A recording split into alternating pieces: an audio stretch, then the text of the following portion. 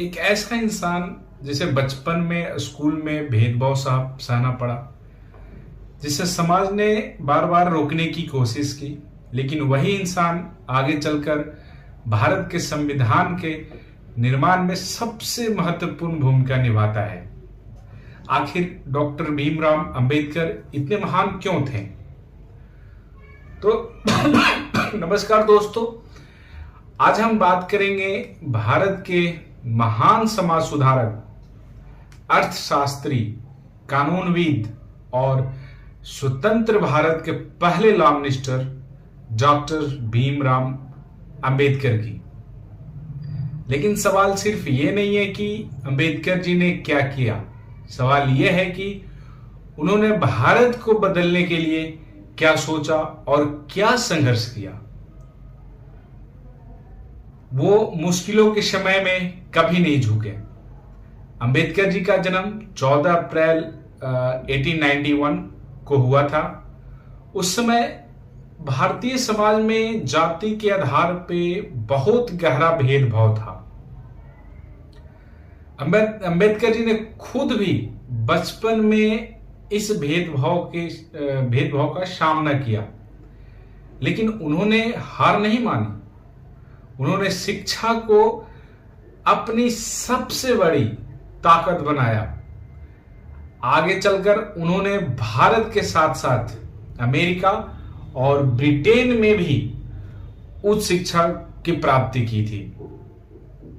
यानी जिस समाज ने उन्हें रोकने की कोशिश की, उसी समाज को बदलने के लिए उन्होंने नॉलेज को अपना हथियार बनाया, शिक्षा को समाज की ताकत माना। अंबेडकर जी का मानना था कि अगर लोग शिक्षित होंगे तो वो अपना अधिकार को समझ सकेंगे। इसलिए उन्होंने एजुकेशन पे बहुत जोर दिया। उनका एक फेमस मैसेज भी था जो उन्होंने अपने लोग को दिया था। उनका फेमस मैसेज क्या था कि एजुकेट, एजिटेट एंड ऑर्गेनाइज। यानी पहले शिक्षित बनो, अपने अधिकार के लिए आवाज उठाओ और संगठित होकर बदलाव लाओ। और अंबेडकर जी ने अपने जीवन का एक बड़ा हिस्सा, मतलब अपने जीवन का एक बड़ा हिस्सा सामाजिक भेदभाव और असमानता के खिलाफ संघर्ष में लगाया। उन्होंने अपना जीवन का बड़ा हिस्सा इसके पीछे लगाया।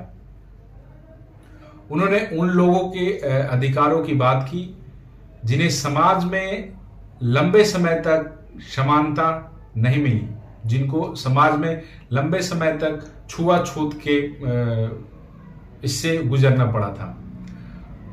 उनका उद्देश्य सिर्फ किसी एक वर्ग को आगे बढ़ाने का नहीं था। उनका सपना था कि ऐसा भारत बने जहां हर व्यक्ति को समान अधिकार और सम्मान मिले। उनका ये सपना था मेरे दोस्तों। उन्होंने 1947 में भारत आजाद हुआ।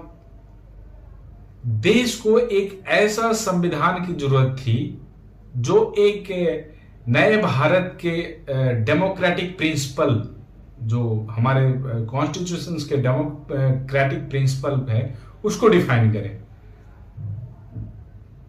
तो डॉक्टर अंबेडकर को कॉन्स्टिट्यूएंट असेंबली की ड्राफ्टिंग कमेटी का चेयरमैन बनाया।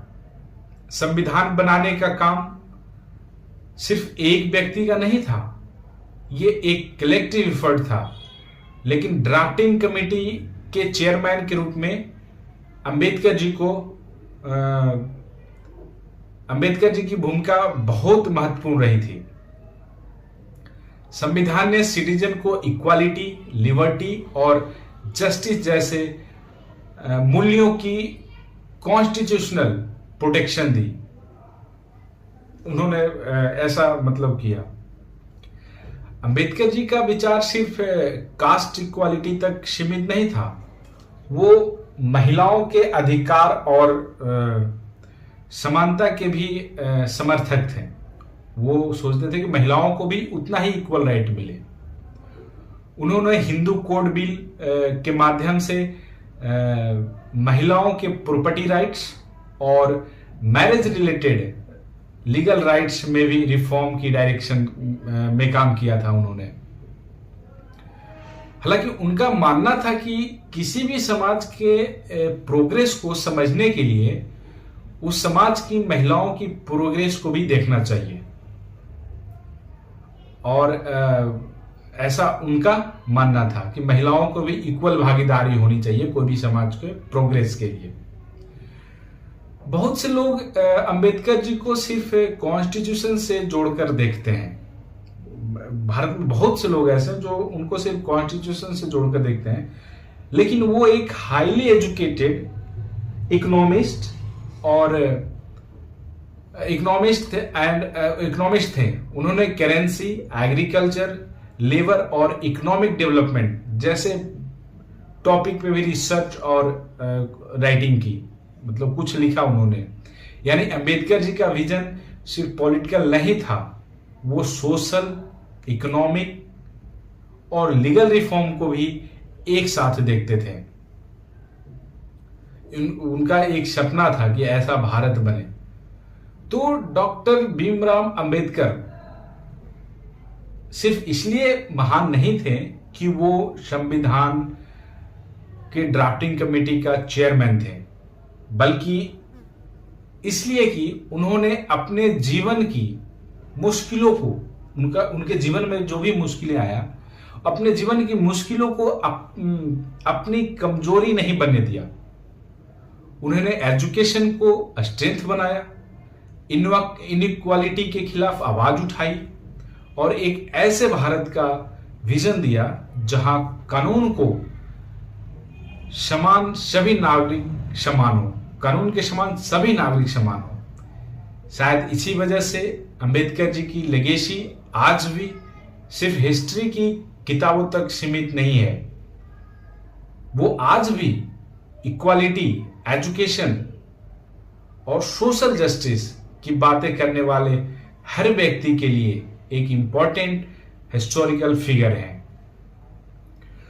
तो दोस्तों, आपको यदि ये वीडियो इंफॉर्मेटिव लगी हो तो वीडियो को लाइक जरूर करें और चैनल को सब्सक्राइब करें।